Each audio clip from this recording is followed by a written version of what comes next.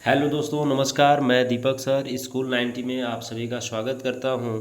आज मैं बीपीएससी का जो पेपर हुआ था उसको मैं लेके आया हूं टायर सेकंड का। इसमें हम लोग देखते हैं स्टार्टिंग से इसका टाइमिंग पीरियड क्या रहता है। प्राइमरी लेवल का है BPSC primary teacher question booklet. तो अगर टाइमिंग की बात करते हैं तो 2.5 घंटे का पेपर होता है और मैक्सिमम मार्क्स 150 होते हैं। ये कुछ इंपॉर्टेंट इंस्ट्रक्शन दी गई है जो आप लोगों को पढ़ के जाना था उसमें। तो हम देखते हैं लैंग्वेज का पार्ट फर्स्ट में इंग्लिश का दिया गया है। वैसे ही अगर हम लोग हिंदी लैंग्वेज की अगर बात करते हैं तो हम लोग देखते हैं हिंदी का।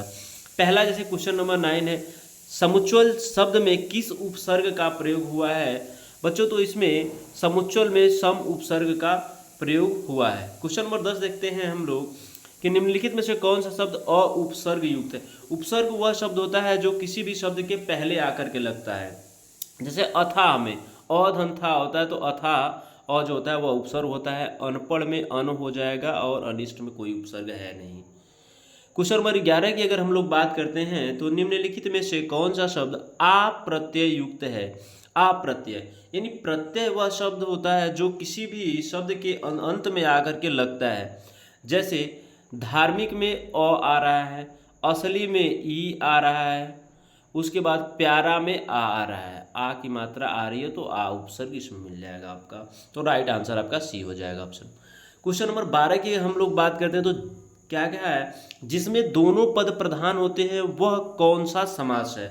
दोनों पद प्रधान होने की बात कर रहा है तो वह होता है द्वंद्व समास। जिसमें दोनों पद प्रधान होते हैं उसे द्वंद्व समास कहते हैं। अव्ययी भाव समास में प्रथम पद क्या होता है, प्रधान होता है। बहुब्रीहि समास में दोनों पद न होकर किसी तीसरे पद की व्याख्या करते हैं या बताते हैं, जैसे पर्यायवाची शब्द होता है तो बहुब्रीहि समास हो जाएगा। Right answer option number C. अगला क्वेश्चन हम लोग देखते हैं क्वेश्चन नंबर 13, जन्मांध शब्द में कौन सा समाप्त है समास है। तो जन्मांध में यानी जन्म से अंधा, से मतलब कारक की अभिव्यक्ति व्यक्त कर रहा है तो कारक आता है तत्पुरुष समास में तो तत्पुरुष समास हो जाएगा। Right answer question option number A. Question number 14 को देखते हैं हम लोग, स्वर संधि के मुख्य कितने प्रकार होते हैं भाई। स्वर संधि के 5 प्रकार होते हैं। दीर्घ स्वर संधि, गुण स्वर संधि, वृद्धि स्वर संधि, यण स्वर संधि, आयादी स्वर संधि, 5 प्रकार के होते हैं। क्वेश्चन नंबर 15 देखते हैं हम लोग, अतियु का संधि विच्छेद होगा। अतियु त पे बड़ी ई की मात्रा है लेकिन जब इसका संधि विच्छेद हम करते हैं तो यह छोटी ई में बदल जाता है, यानी अति धन यू इसका राइट आंसर होगा option number A. Question number 16 की अगर हम लोग बात करते हैं, प्रत्युत्तर शब्द में कौन सी संधि है। संधि जब कभी भी बीच में त्र की मात्रा, आधा की मात्रा कोई भी आता है तो वह यण संधि में चेंज हो जाता है, यानी प्रति धन उत्तर हो जाता है, छोटी की मात्रा में बदल जाता है यह यण संधि। तो राइट आंसर होगा आपका 16 का सी हो जाएगा। अगला क्वेश्चन नंबर 17 हम लोग देखते हैं, मनोरंजन शब्द का संधि विच्छेद होगा। मनोरंजन शब्द का संधि विच्छेद होगा आपका मनः धन रंजन। यह आपका विसर्ग में चेंज हो जाता है इसलिए मनः धन रंजन हो जाएगा। क्वेश्चन नंबर 18 देखते हैं हम लोग, विराम चिन्ह ये जो दिया गया है यह को क्या कहते हैं। इसको हम लोग अर्ध विराम कहते हैं। क्योंकि विराम चिन्ह 3 प्रकार का होता है। एक होता है जो ऐसे रहता है यह अल्प विराम होता है, एक ऐसे करके रहता है यह अर्ध विराम होता है, और यह जो होता है आपका यह पूर्ण विराम होता है। तो इसका आंसर क्या हो जाएगा, अर्ध विराम हो जाता है। तो क्वेश्चन नंबर 19 देखते हैं हम लोग, हिंदी शब्दकोश में निम्नलिखित में से कौन सा शब्द सबसे पहले आता है। तो बच्चों मैं आपको बता दूं कि हिंदी शब्दकोश में सबसे पहले जो शब्द आता है वह शिष्टाचार होता है। तो right answer option number A हो जाएगा। क्वेश्चन नंबर 20 की बात करते हैं हम लोग, समास शब्द का विलोम शब्द व्यास होता है। समर्थन का विलोम शब्द आपका विरोध होता है। समर्थन का क्या होगा, विरोध, जैसे पार्टियों में करते हैं। और प्रावधान का क्या हो जाएगा आपका, गौण हो जाएगा। ये आपका विलोम शब्द होता है। तो अलग अलग तरीके से हो सकता है। अगला हम क्वेश्चन नंबर 21 देखते हैं कि हिंदी में प्रचलित विदेशी भाषा और उसके शब्द का कौन सा युग्म सही नहीं है।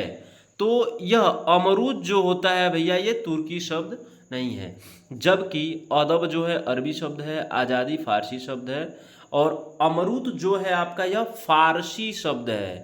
अमरूद कौन सा शब्द है, आपका फारसी शब्द है। तो क्वेश्चन नंबर 21 का आंसर क्या हो जाएगा? बी हो जाएगा।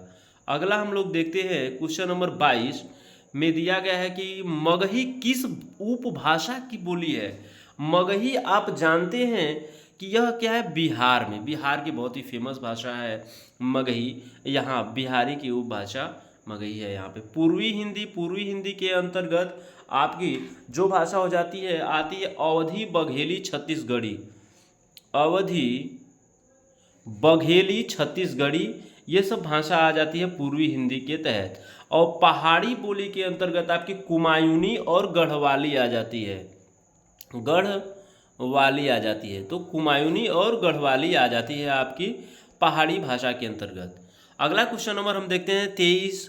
पाठक के भावबोध को सरल और सुबोध बनाने के लिए डैश का प्रयोग होता है। इस वाक्य में रिक्त स्थान के लिए उचित शब्द क्या होगा? तो क्वेश्चन नंबर 23 हम लोग देखते हैं, इसमें जो होता है विराम चिन्ह बहुत इंपॉर्टेंट होता है। कोई भी आप फ्रेज देखेंगे जो भी आपको मिलेगा उसमें अगर आप लोग देखते हो विराम चिन्ह का यूज सबसे ज़्यादा होता है और यही बहुत इंपॉर्टेंस होता है किसी व्यक्ति के कहे गए वक्तव्य को स्पष्ट रूप से दिखाने के लिए। क्योंकि प्रश्न चिन्ह जहाँ WH का वर्ड किया जाता है क्या किसको रहता है, उसमें होता है योजक चिन्हों का प्रयोग कारक वगैरह में किया जाता है, तो आपका विराम चिन्ह। तो 23 का ऑप्शन नंबर सी आपका करेक्ट आंसर होगा। क्वेश्चन नंबर 24 देखते हैं हम लोग, कौन सा विकल्प विराम चिन्ह का भेद नहीं है? तो हम लोग बात करते हैं कि विराम चिन्ह के जो भेद होते हैं वह 3 होते हैं। एक होता है अल्प विराम होता है, दूसरा अल्प विराम होता है, और एक होता है अर्ध विराम, और एक होता है पूर्ण विराम। तो इसमें हम लोग देखते हैं कि इसमें कौन सा दिया गया है। तो अर्ध विराम दिया गया है आपका, एक हो गया। लेकिन इसमें से कहा है निम्न में से कौन सा भेद नहीं है? तो मध्य विराम नहीं है और अंत्य विराम भी नहीं होता है।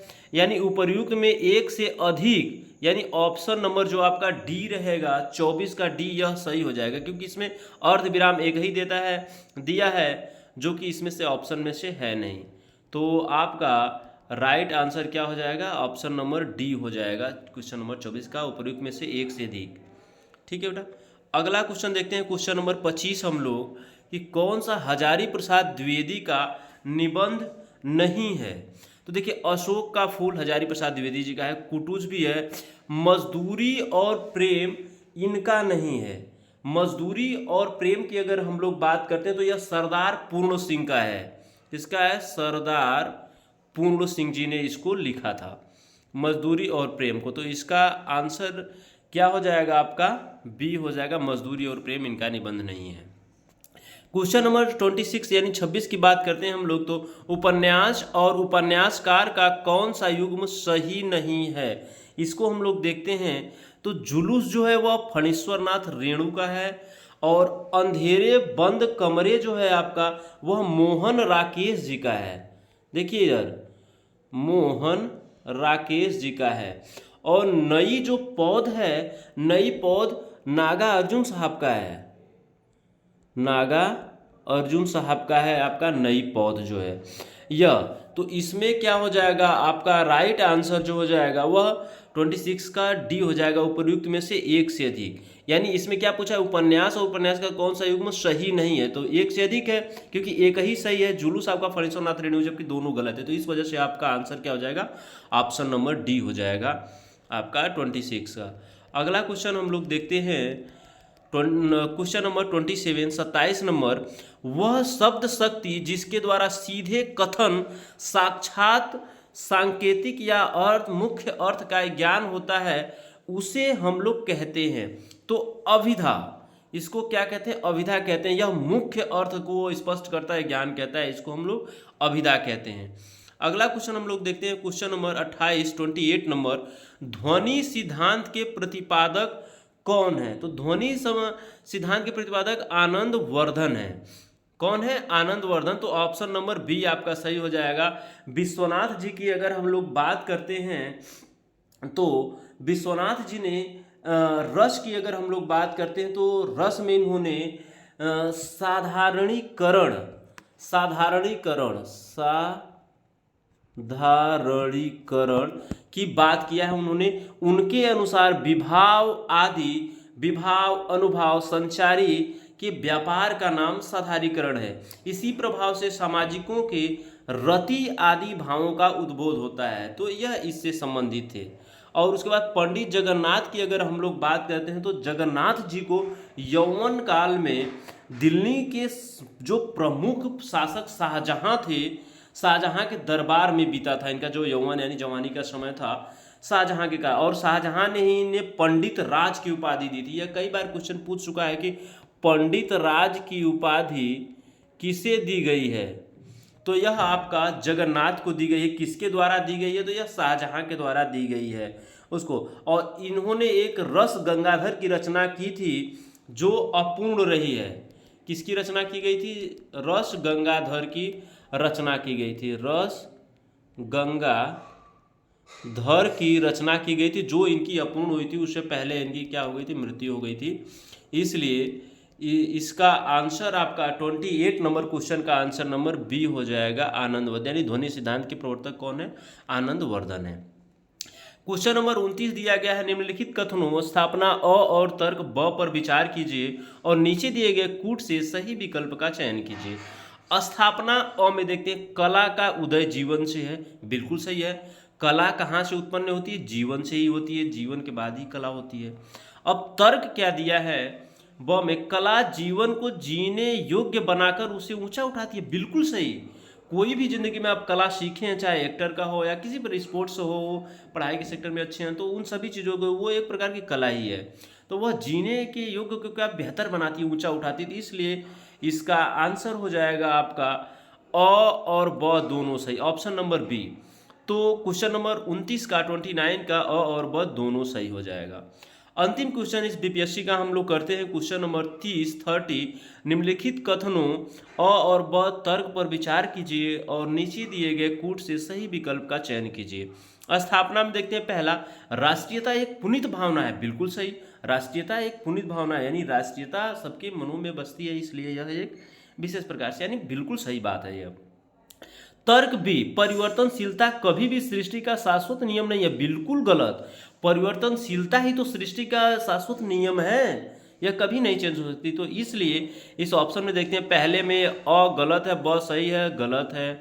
अ और ब दोनों गलत हैं, बिल्कुल गलत है। अ सही है और बी गलत है, यही ऑप्शन नंबर सी, यानी क्वेश्चन नंबर 30 का ऑप्शन नंबर सी सही है। दोस्तों आगे भी अगर हम लोग मिलते रहेंगे तो हम लोग देखते रहेंगे ये सभी।